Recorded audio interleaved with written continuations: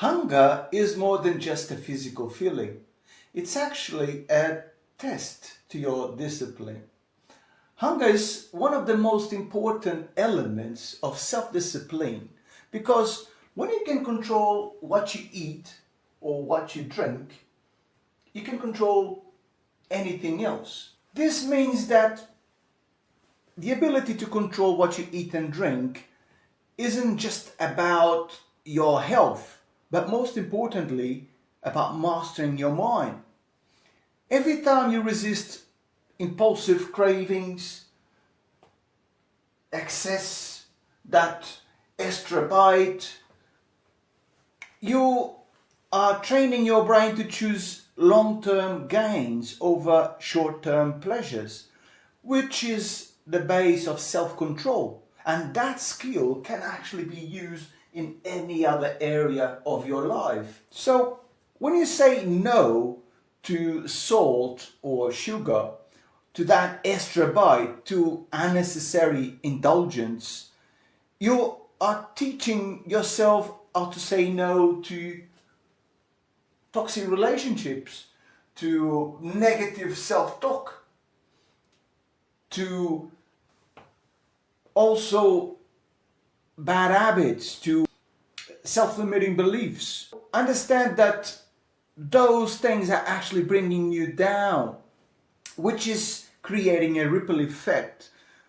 Because every time you make poor decisions, it means that you are not being selective and disciplined to actually allow or choosing certain things that will make your life better, that actually support your evolution.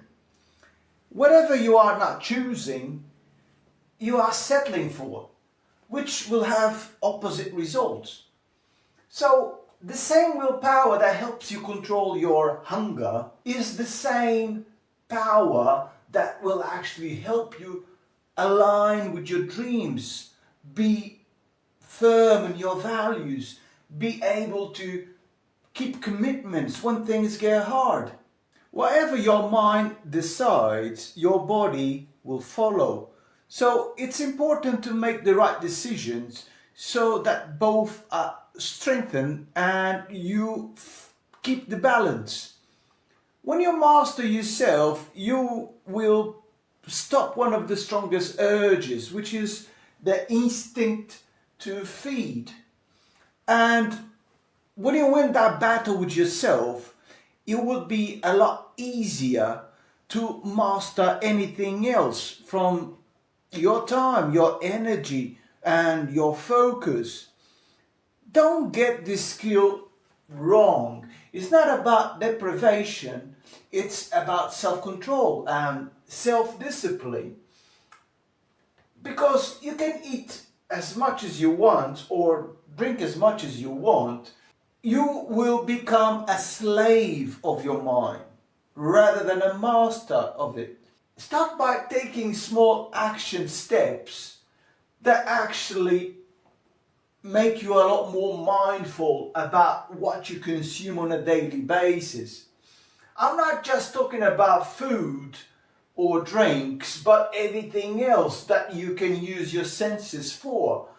And in your daily routine, it can come from the news, from useless information, from conversations, or it can come from the internet, TV, radio. It's just useless information from your connections that add no value whatsoever and only leads to feeding negative emotion to obey to your impulses and instincts. The best way is that you can be in control of your mind in a way that supports you well to have a healthy life. And that means that what you consume is building discipline and self-respect to master yourself, because your basic needs and instincts are a way to create a good base that can serve you well and drive your entire life, taking the right turns and making the right choices and driving at the right speed, so that you have good intentions and get stronger and wiser. Because otherwise, you must understand, the mind is a beautiful servant, but is a terrible master. Real power comes from within. It's about self-mastery. Once you master yourself, you become a dangerous man. Not because you can hurt people to show them how powerful you are, but because you have self-control and choose to walk the right path, the good way. That means you don't seek validation from no one. As you know, approval hasn't got power over you. You are calm and gentle under pressure because you know storms don't shake grounded men. You can walk away from everyone and everything without warning, because attachment is for the weak and that no longer controls you. You notice everything. You speak less, but you listen more, because that observation means that you don't absorb as much information, meaning the silence made your best friend is now your strength. You protect your peace and energy, so you keep a small circle, if you have a circle at all, because you understand that access to you must be earned, not just assumed. You own your emotions and understand what they mean. So you feel deeply, but you are still in self-control. You have released the victim inside you, and your awareness carved a warrior out of you. Because accountability became a clarity daily ritual. You trained your mind and body to embrace pain and discomfort, because weakness was no longer welcome. You set boundaries without fear and kept high standards without arrogance, because you focus on your evolution and growth. So you reinforce them without apologizing.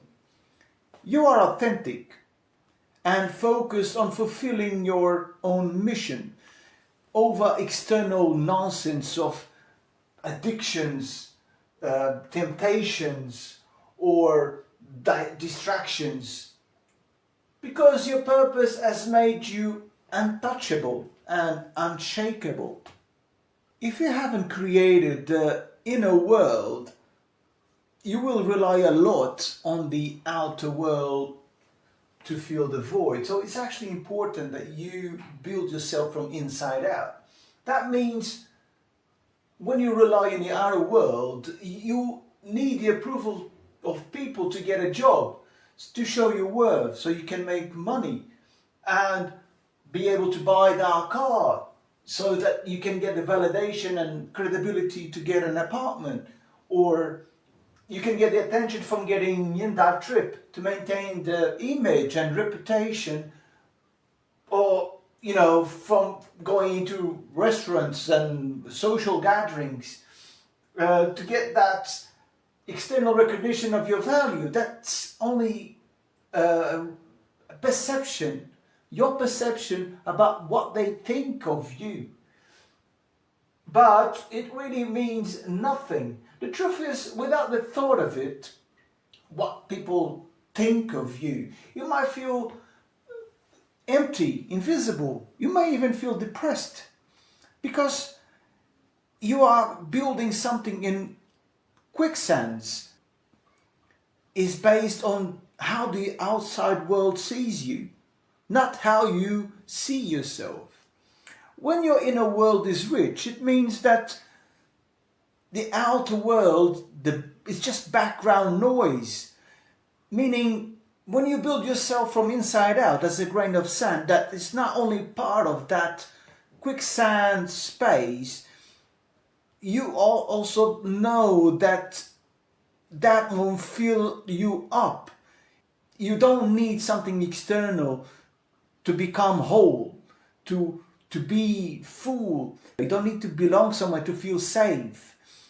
You build that from inside out because you're already part of something bigger and greater than that confined space. That's you carrying that high energy frequency and in a mission, a sense of purpose that goes above and beyond time and space.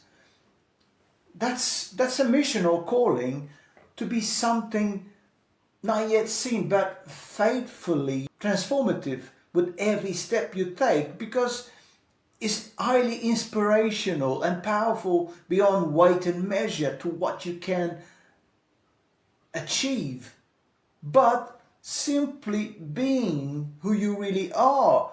And that inner world becomes wealthy, becomes a lot more vibrant and alive with the transformation.